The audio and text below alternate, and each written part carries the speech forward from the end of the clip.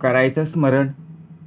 गुरुर्ब्रह्मा गुरुर्विष्णू गुरुर्देहो महेश्वरः श्री सद्गुरु साक्षात परब्रह्म तस्मै श्री सद्गुरुवे नमः.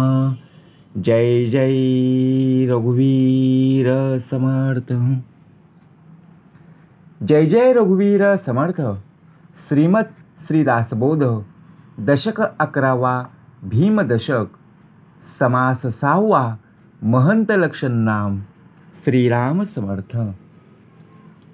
शुद्ध नेटके लिहावे लेहोन शुद्ध शोधावे शोधून शुद्ध वाचावे चुको नये. जय जय रघुवीर समर्थ. श्री समर्थ कृपेने उत्तमाची सुरुवातच प्रत्यक्षपणे प्रार्थनेने करून दिली. कारण आपला मन चंचल आहे. या चंचल मनाला स्थिरावर आणायचं आहे. म्हणून प्रत्येक वेळेला कार्याची सुरुवात आपण जर श्री गणेशाने केली तर नक्कीच आपला शेवटसुद्धा श्री गणेशाने होईल. गुरुर्ब्रह्मा गुरुर्विष्णू गुरुर्देव महेश्वरा. 3 देव ब्रह्मा विष्णू आणि महेश. परंतु प्रत्यक्षात जर पाहायला गेलो तिघांच्या पलीकडे असणारा चौथा कोण याची जाणीव जोपर्यंत होत नाही तोपर्यंत आपल्याला प्रत्यक्षपणे आयुष्य काय आहे जीवन काय आहे हे कळणार नाही. जसे लोक जगतात तसं आपण जगत आहोत. परंतु प्रत्यक्षात या जीवनाचं महत्त्व काय. एखादी वस्तू आपल्याला आणायची आहे तर ती वस्तू दुकानातून आणेपर्यंत दुकानात बघा प्रत्यक्षपणे आपण विचारतो त्याचं महत्त्व काय त्याचा उपयोग कसा होईल तरच ती आपण आणतो. विनाकारण आपण खर्च करत नाही. मग तसंच आपला देह आहे. आपल्याला जो नरदेह प्राप्त झालेला आहे तो फुकट आहे. परंतु फुकट जाता कामा नये. बरोबर की नाही. म्हणून भाग कसा दिलेला आहे. तिघांच्या पलीकडे असणारा कोण तर श्री सद्गुरु साक्षात परब्रह्म. प्रत्येक वेळेला का सांगितलं जातं कारण आपल्याला त्याची जाणीवच होत नाही आहे. आपल्याला भगवंताची जाणीव केव्हा होईल ज्यावेळी आपल्या वाटेला दुःख येतात प्रसंग येतात तेव्हाच ना. कारण देवाने परमेश्वराचं आपण बघा प्रत्येक वेळेला जी शिकवण आहे त्या शिकवणीमध्ये आपण उभं राहत नाही. आई वडील आपल्याला काय उत्तमाचं सांगतात ते आपण ऐकत नाही आहे. आई वडिलांचे संस्कार आपण आता टाळत असतो. कारण आपण काय म्हणतो अरे आता मी मोठा झालेलो आहे. परंतु आई वडील आपल्यापेक्षा लहान तर नाही आहेत ना. आपल्यापेक्षा मोठेच असणार ना. कारण गुरु समान आहेत. मातृदेव भव पितृदेव भव. तरीसुद्धा आपण म्हणतो आता मी काय मोठा झालेलो आहे आता मला सांगायची गरज नाही. म्हणजे विचार करा हल्लीची पिढी कारण कलियुग चालू आहे. मुलं मुलींना प्रत्यक्षपणे सांगायला नको. कारण भाग कसा दिलेला आहे श्रीमत दासबोध. मग मत कुठलं ऐकायचं कोणाचं मत ऐकायचं. आतापर्यंत आपण सर्वांची मतं ऐकली परंतु मत ज्या वेळेला प्रत्यक्षपणे बघा खुद्द भगवंताचं वचन ज्यावेळी आपण ऐकतो त्यावेळी प्रत्यक्षपणे सामर्थ्य प्राप्त होत असतं. म्हणून मत मानलंय खुद्द भगवंताचं. कारण या बोधातून प्रत्यक्षपणे दास घडला पाहिजे. दशक 11वा भीमदशक आणि समास 6वा महंत लक्षण नाम. कुठली लक्षणं दिलीत. चातुर्याची लक्षणं आपण पाहिली. महंताची लक्षणं आता आपण ऐकणार आहोत. नक्कीच श्रवण करूया. श्रीराम समर्थ. शुद्ध नेटके लिहावे लेहोन शुद्ध शोधावे शोधून शुद्ध वाचावे चुको नये. शुद्ध नेटके लिहावे. आपण लहानपणापासून बघा शाळेमध्ये आपण जायचो. प्रत्येक शब्दाची ओळख आपल्याला शाळेमध्ये, घरामध्ये, सर्व ठिकाणी आपल्याला करून दिली. ज्याप्रमाणे मुळाक्षर आहेत, त्या मुळाक्षरामध्ये प्रत्येक आपण शब्द वाचत गेलो. अ म्हणजे अननस, आ आई, ई इमारत, ई इडलिंबू, असे अनेक प्रकारचे शब्द ज्ञानेश्वरांपर्यंत आपण ऐकत आलो.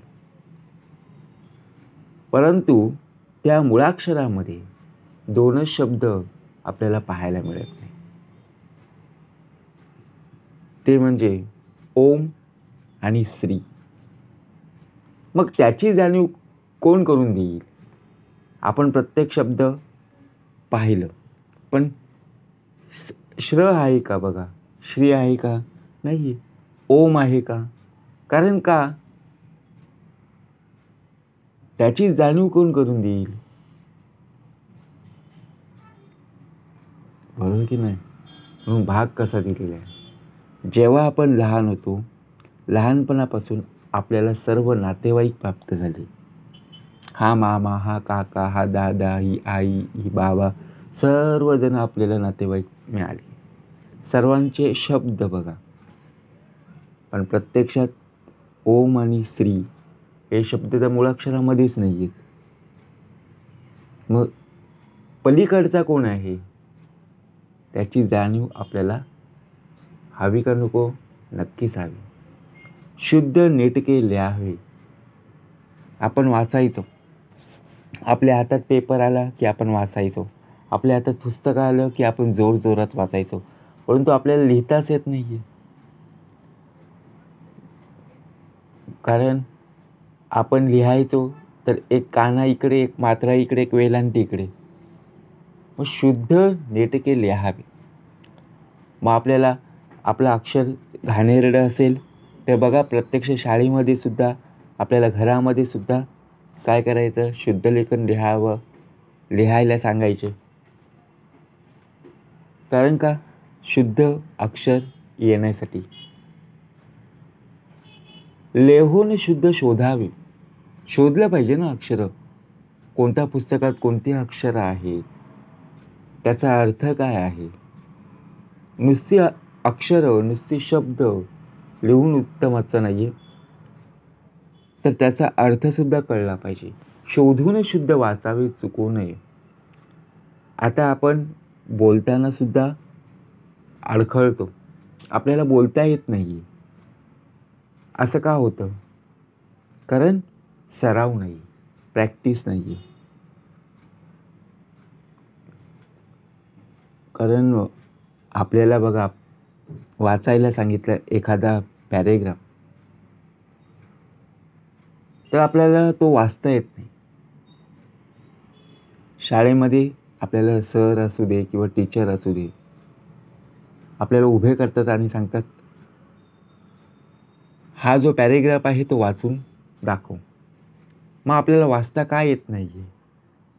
कारण त्या शब्दाची आपली ओळख नाही आहे.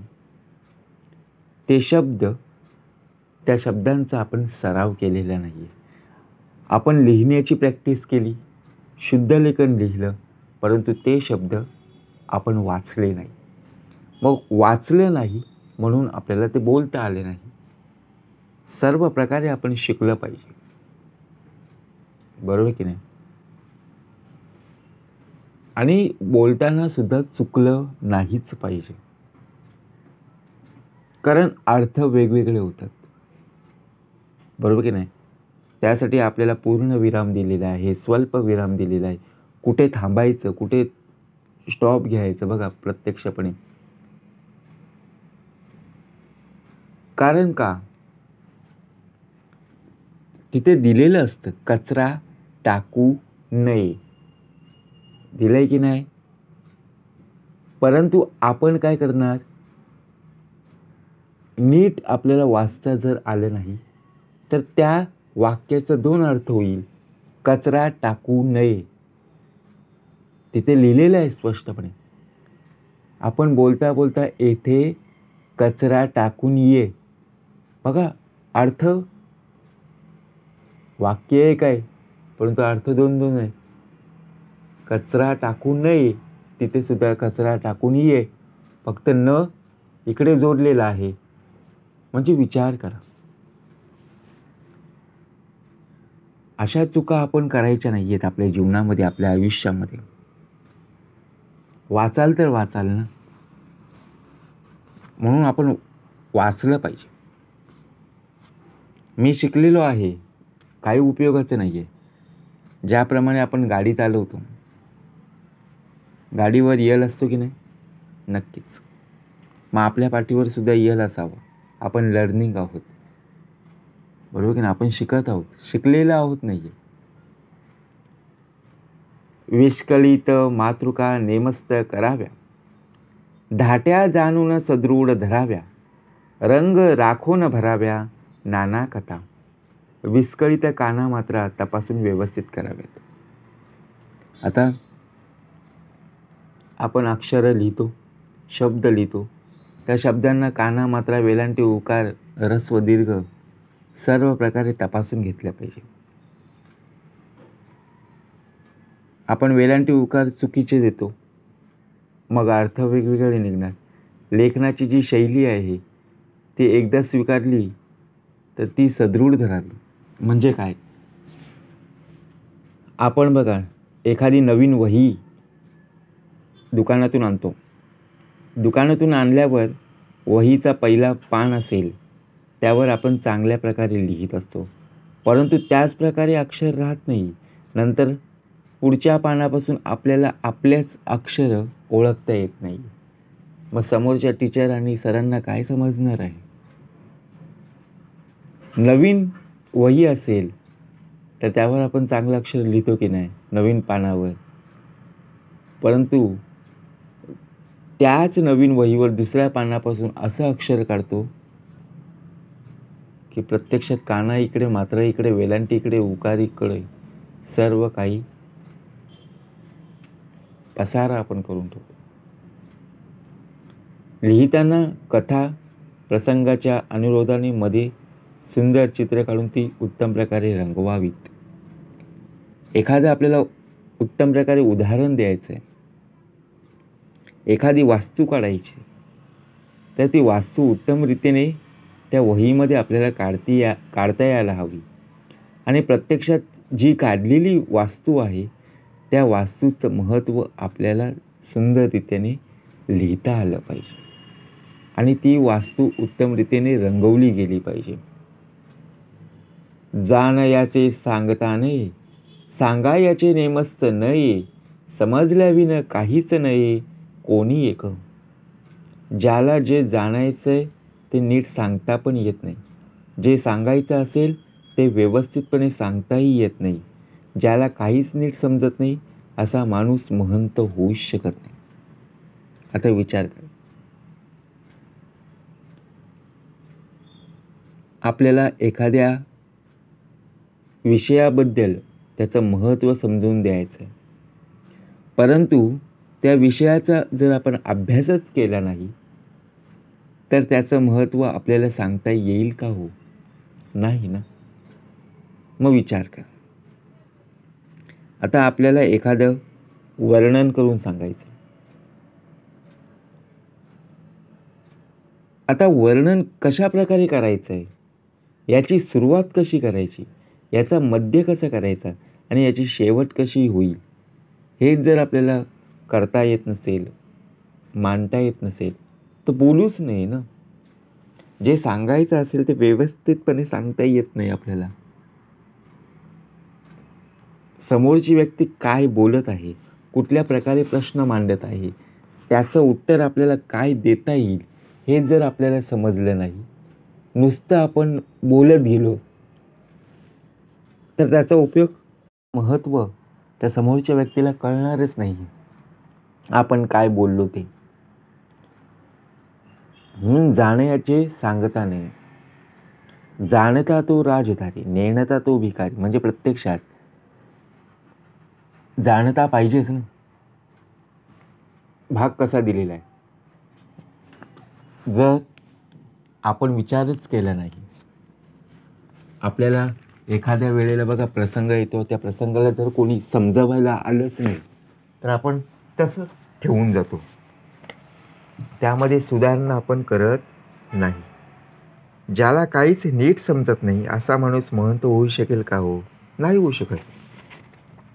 आता विचार करा, आपल्यापेक्षा वयाने मानाने मोठमोठी व्यक्ती आपल्याला संबोधित करतात, आपल्याला शिकवत असतात, परंतु ज्याला लिहिता येत नाही, वाचता येत नाही, तो सर बनेल का हो? शिक्षक बनेल का हो? नाही बनणार. म्हणजे भाग कसा दिलेला आहे?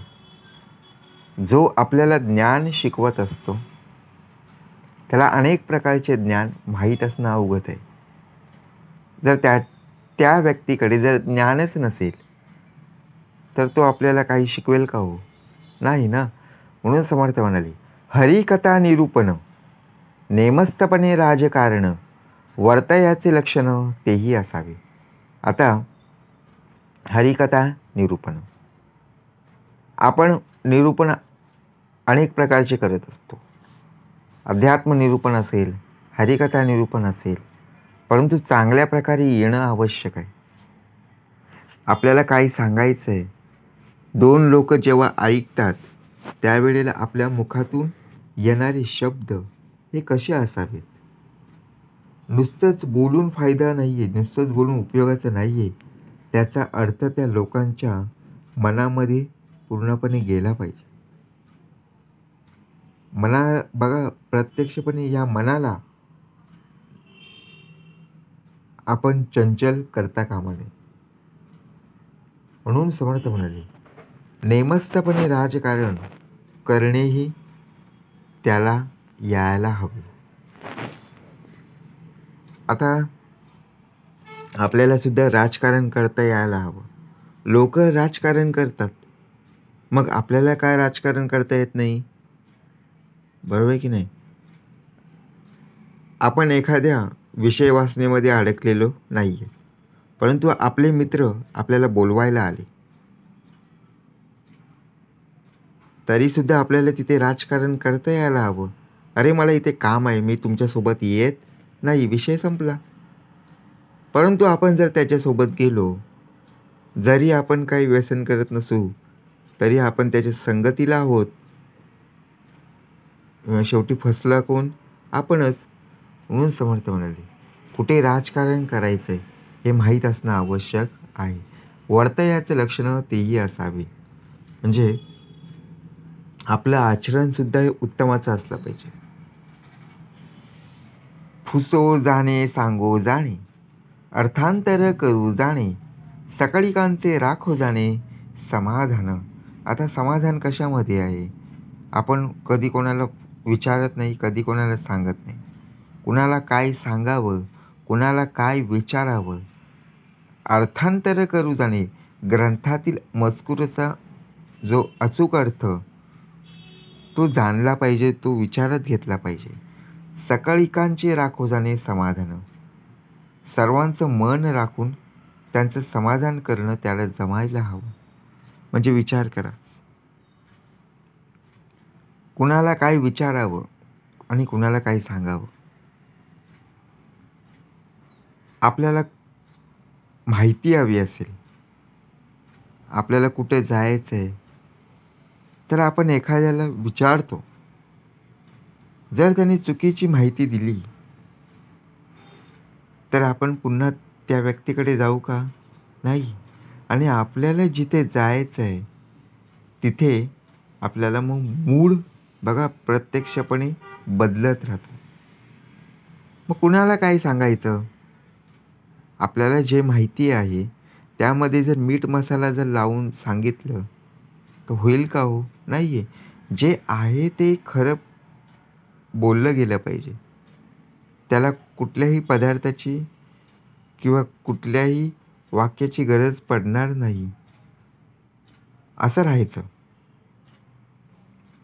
आपण एखादा ग्रंथ वाचत असू किंवा एखादं पुस्तक वाचत असू, त्या पुस्तकातील ग्रंथ बघा प्रत्यक्षपणे त्याचा अर्थ आपल्याला तो पुस्तक उत्तमरित्याने तो ग्रंथ वाचता यायला हवा, त्याचा अर्थ आपल्याला सांगता यायला हवा. जर नुसतंच आपण वाचत गेलो आणि जर त्याचा आपल्याला अर्थच कळला नाही तर शेवटी उपयोग आहे का हो? नाही ना. म्हणून सांगितलं भाग, फुसो जाणे सांगो जाणे आणि अर्थांतर करू जाणे. ग्रंथातील मजकुराचा अचूक अर्थ करणे हे सर्व महंतास आलं पाहिजे. मग कोणाला आलं पाहिजे? आपण वेळ कोणासाठी दिलेली आहे? ती व्यक्ती कुठे राहते? बघा, प्रत्यक्षपणे भाग दिलेला आहे. दीर्घ सूचना आदी कळे, सावधपणे तर्क प्रबळे, जाण जाणून निवळे यथायोग्य. पुढे काय घडणार नाही, पुढे काय घडणार आहे याची ज्याला आधी कल्पना येते आणि जो सावधपणे त्याच्याविषयी तर्क करून त्यावेळी कसं वागायचं याचा यथायोग्य निश्चय करू शकतो, तोच महंत होण्यास लायक ठरतो. आपल्या बघा, प्रत्यक्षपणे या देहामध्ये अनेक प्रकारचे प्रश्न येत असतात, परंतु पुढे काय घडणार आहे याची कल्पना अगोदरच आलेली आहे. परंतु संकट प्रसंग प्रत्यक्षपणे जर पाहायला गेलो कोणालाही सांगून येत नाही. जो सावधपणे त्याच्याविषयी तर्क करून त्यावेळेला कसं वागायचं याचा विचार करतो तो खरा जिंकतो ना. दीर्घ सूचना आधी कळे. बघा, दीर्घ सूचना आधी कळे. आपल्याला काय कळलं? काय कळणार आहे? उद्या बघा, प्रत्यक्षपणे महापूर येणार आहे, तर आपण सर्व घेऊन जाणार कुठं? विचार जर केलात की दीर्घ सूचना आधीकडे आणि सावधपणे तर्क प्रबळे. मग सावधपणा कुठे आहे? आपलं मंदिर जसं आहे तसंच, परंतु ज्या प्रकारे जाण जाणून निवळ यथायोग्य. पुढे काय घडणार आहे? चिंता वाहतो विश्वाची. काहीही होऊ दे, परंतु आपल्या मुखातील प्रत्यक्षपणे ज्या सूचना आहेत त्या सूचनांचं पालन आपल्याला करता यायला हवं. ऐसा जाणे तो समस्त, तोची महंत बुद्धिमंत, या वेगळे अंतवंत सकळ काही. अशा प्रकारे जो सर्व गोष्टी जाणतो तोच बुद्धिमान महंत आहेत. आणि याखेरीज जे बघा, प्रत्यक्षपणे अगोदरच आपल्यासोबत बघा, ऐसा जाणे तो समस्त. अशा प्रकारे जी सर्व गोष्टी पाहतो जाणतो तोच खरा बुद्धिमंत ना. म्हणून समर्थ म्हणाले, इतर सर्व काही करतात ते नाशिवंत. ताळमेळ ताणवाने, प्रबंध कविता जाडवचने, मज्जालसी नाना चिन्हे सुचती तया. ज्याला काळ वेळ यांची योग्य समज आहे, जो प्रबंध काव्य करणं आणि सुभाषिते उच्चारणं यात प्रवीण असून ज्याच्या अंगी समाधीटपणा असतो व ज्याला योग्य योग्य गोष्टी सुचतात. आता एखाद्या कवितेचा अर्थ आपल्याला सांगता यायला हवा. एखादं आपण बघा, प्रत्यक्षाने वाक्य सांगत असतो, त्याचा अर्थ आपल्याला सांगता यायला हवा. नुसतंच आपण वेळ घालवत बसतो तर नक्कीच लोकंसुद्धा हसणारी आहेतच. जो एकांतास तत्पर, आधी करी पाठांतर, अथवा शोधी अर्थांतर ग्रंथ बीजे. जो एकांतविषयी तत्पर असतो, आधी खूप पाठांतर करून नंतर जो अर्थाचा शोध घेऊन ग्रंथातील सार ग्रहण करतो. आता विचार करा, आपण शाळेमध्ये जायचो. शाळेमध्ये जात असताना आपल्याला जे शाळेमध्ये शिकवले आहे त्याचा आपण अभ्यास करायचो. जे शाळेमध्ये शिकवलेलं आहे ते शाळेमध्ये आपण बघा प्रत्यक्षपणे लक्षात ठेवायचो, घरी आल्यावर उजळणी करायचो. गृहपाठ दिलेला असेल, वर्गपाठ दिलेला असेल, सर्व आपण तयारी करून परीक्षेला सामोरं जायचो. मग याच प्रकारे आपण जो एकांत असं तत्पर राहिलं पाहिजे. आधी कधी पाठांतर आपलं काय होतं, पुढचं पाठ मागचं सपाट तसं होता कामा नये. आपल्याला लक्षात सुद्धा ठेवता आलं पाहिजे ना. आपण श्रवण करत असतो, श्रवणाचं मनन आणि मननाचा निजध्यासच झाल्यावर सामर्थ्य प्राप्त होतं. नुसतं ऐकून उपयोगाचं नाही आहे, ते परीमध्ये उत्तम रीतीने पेटता आलं पाहिजे. अथवा शोधी अर्थांतर ग्रंथ विजय. आता या ग्रंथातील सार ग्रहण करायचं आहे, ग्रंथातील सार शोधून काढायचं. आधीचं शिकोन जो शिकवी, तोची पावे श्रेष्ठ पदवी, गुंतल्या लोकांस उगवी, विवेक भळे.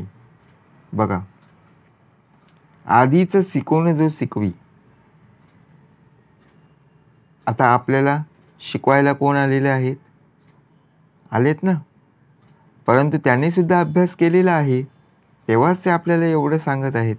त्याचा अर्थ आपल्यापर्यंत पोहोचतो. आपण जर डायरेक्ट कोणाला शिकवायला गेलो तर लोक आपलं ऐकतील का हो? अजिबात कोण ऐकणार नाही ना. म्हणजे ज्याने कोणी अभ्यास केलेला आहे, त्या विषयामध्ये त्याला ज्ञान आहे, त्या विषयाची पूर्णपणे गोडी आहे, तरच बघा प्रत्यक्षपणे त्याला ते विषय सोपे जातील. आधीचं शिकोन जो शिकवी, तोची पाहावे श्रेष्ठ पदवी, गुंतल्या लोकांस उगवी, विवेक बळे. जो एखादी विद्या बघा प्रत्यक्षपणे अथवा कला आधी स्वतः शिकून घेतो, मग लोकांना शिकवतो. आधीचं शिकवणी जो शिकवी. आता आपल्याला सुद्धा शिकवायचं लोकांना, त्यासाठी आपल्याला सुद्धा प्रावीण्य असायला हवं, बरोबर की नाही. भाग कसा समर्थाने दिलेला आहे. डायरेक्ट आपण कोणाला विचारायला गेलो, डायरेक्ट कोणाला आपण सांगायला गेलो तर लोक ऐकणार सुद्धा नाही. त्याचं महत्त्व, त्याचे विचार आपल्याला अंगी आणले पाहिजेत. गुंतल्या लोकांचं उगवी विवेक बळे. ज्या लोकांमध्ये संपूर्णपणे गुंतागुंत झालेली आहे, त्यांच्या प्रश्नांची उत्तर अजूनपर्यंत मिळत नाही, त्यांचे प्रश्न सोडवायचे आहेत, यामध्ये सुद्धा आपला देह अडकलेला आहे.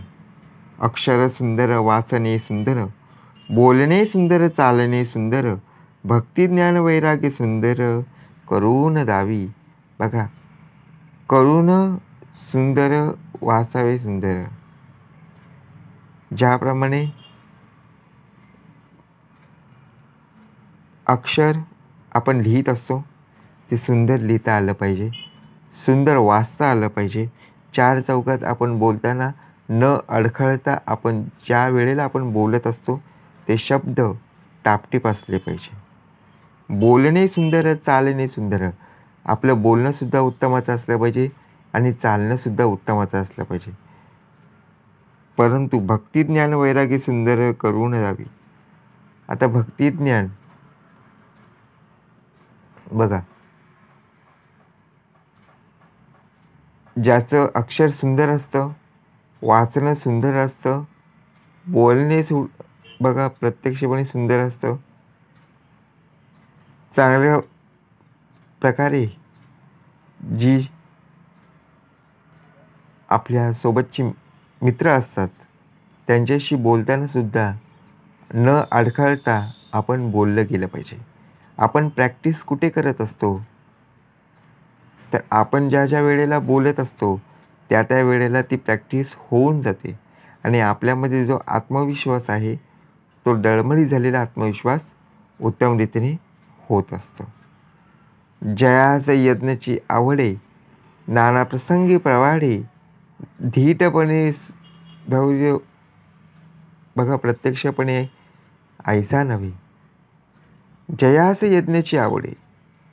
त्याला नेहमीच प्रयत्न करायला आवडतात. आपल्याला प्रयत्न करायला आवडतात हो? अजिबात नाही. बघा, तुम्हाला असेल, तुम्हा सर्वांना नमस्कार आहे, परंतु या देहाला कर्म करायला अजिबात आवडत नाही. मग देह बसलेला आहे पलंगावरी, मग कोण देईल आपल्याला? कोणीच नाही ना. ज्या प्रकारे आपण कष्ट करू त्या कष्टाचं फळ आपल्याला प्राप्त होईल. नाना प्रसंगी पवाडे. मग कठीण प्रसंगामध्ये आपण उभं राहायला पाहिजे. प्रसंग ओढवलेला आहे म्हणून हातबल राहून उपयोगाचं नाही आहे. आपल्याला त्या कार्यामध्ये कुठून मार्ग निघेल याचा आपल्याला शोध घेता आला पाहिजे. तिथे आपल्याला धीटपणाने संयमपणा असला पाहिजे. तिथे जर आपण गाफील राहून जगत असलो तर होणार अजिबात नाही. सांकडीमध्ये वळतो जाणे, उपाधीमध्ये मिळो जाणे, अलिप्तपणे राखो जाणे आपणासी. बघा,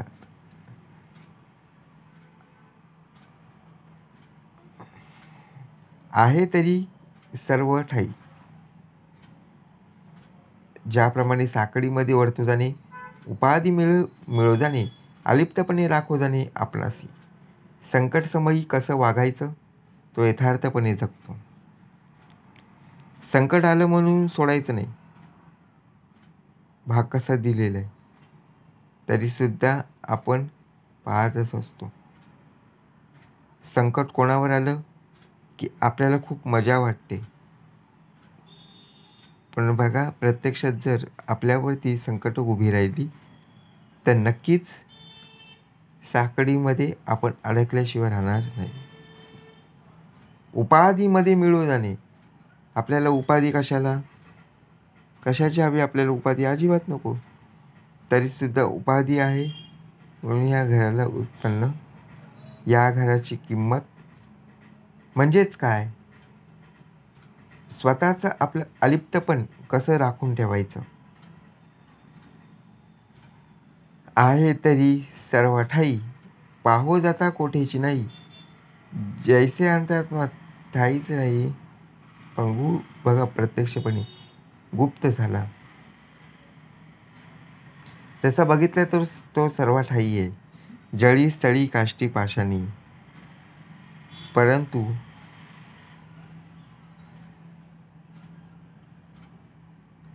आहे तरी सर्व ठाई. प्रत्यक्षपणे जर विचार केला तर बघितलं तर सर्व ठाई आहे. बारकाईने विचार केला तो गोळेतही सर्व प्राणीमात्रांना तो चालवत असतो. जळी स्थळी काष्टी पाषाणी जर विचार केला,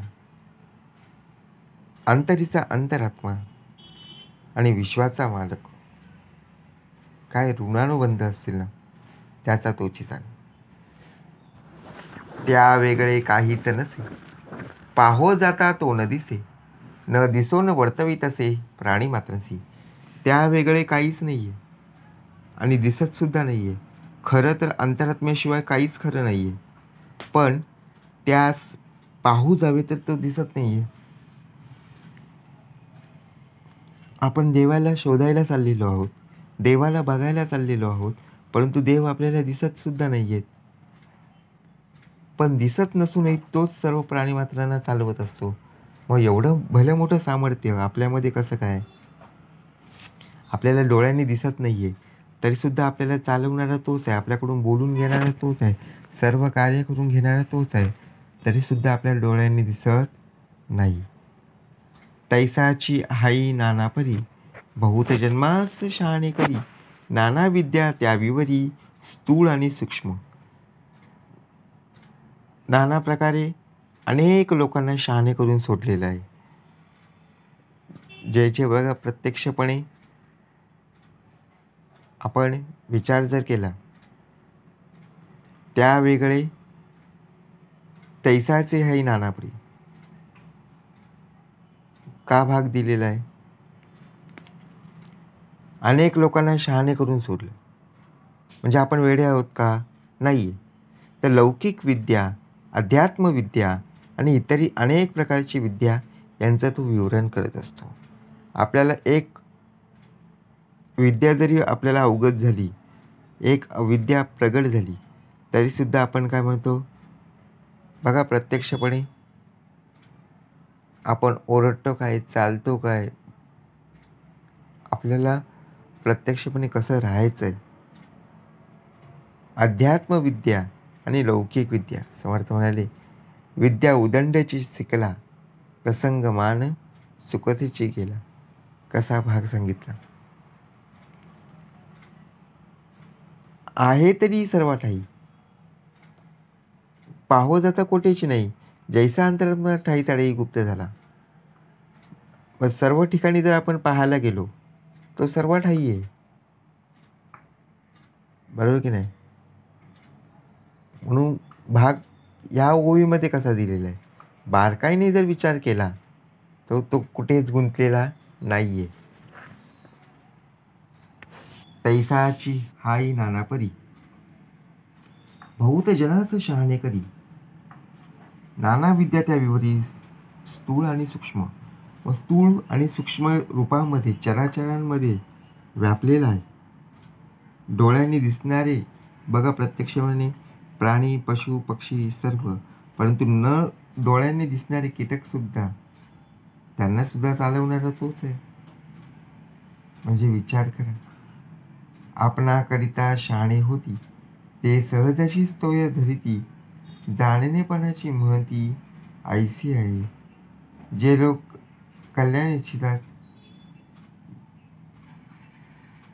आणि ज्याप्रमाणे स्वाभाविकच अशा महंतांचा आश्रय घेतात.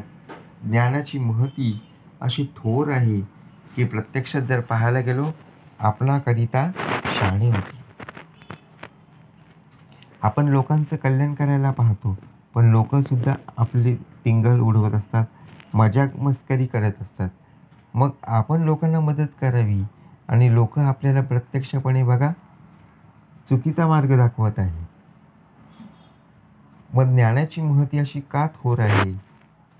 राखो जाणे नीती न्याय, न करी न करवी अन्याय. कठीण प्रसंगी उपाय करू जाणे. राखो जाणे नीती न्याय.